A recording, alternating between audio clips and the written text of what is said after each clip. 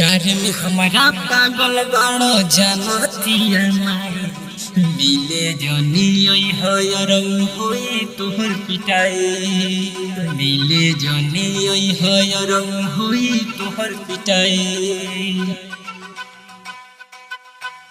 प्यार में हमारा पागल बाड़ो जानतिया माई मिले जनी ओई हयरऊ होई तोहर पिटाई मिले जनी ओई हयरऊ होई तोहर पिटाई। तोही से देखो हमर जाने गइल बा भाई मिले जनी ओई हयरऊ होई तोहर पिटाई। तोही से देखो हमर जाने गइल बा भाई प्यार में हमारा पागल बाड़ो जानतिया माई मिले जनी ओई हयरऊ होई तोहर पिटाई मिले जनी ओई हयरऊ होई तोहर पिटाई। Mix by Harilal Harchai DJ Manish Raxaul ओई तोहर पिटाई। मिक्स बाय हरिलाल हरचाई मिले जनी ओई हयरऊ होई तोहर पिटाई। रोज रोज पुनवा से कर ली बात हो कबहू न हमसे यरऊ करी मुलाकात हो।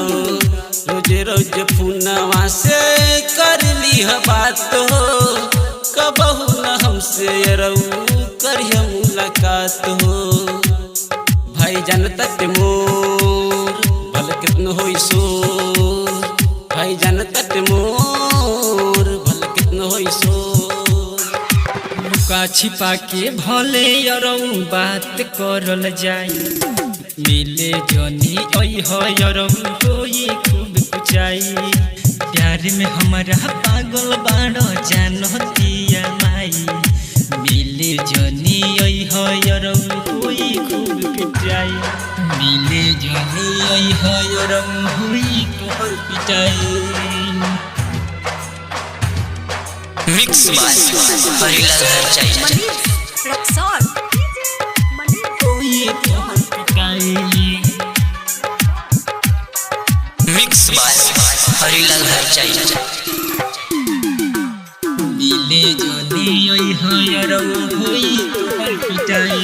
राइटर अशोक तनी दुखवा के सही हो जतट भाई हमर बच के तू रही हो। राइटर अशोक तनी दुखवा के सही हो जतट भाई हमर बच के तू रही हो।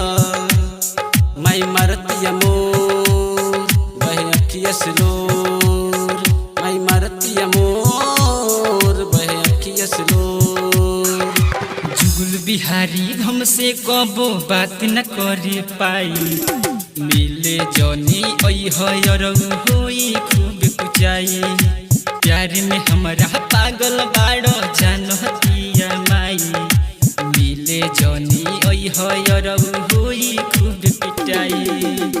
मिठास रिकॉर्डिंग स्टूडियो सिकटा बाजार।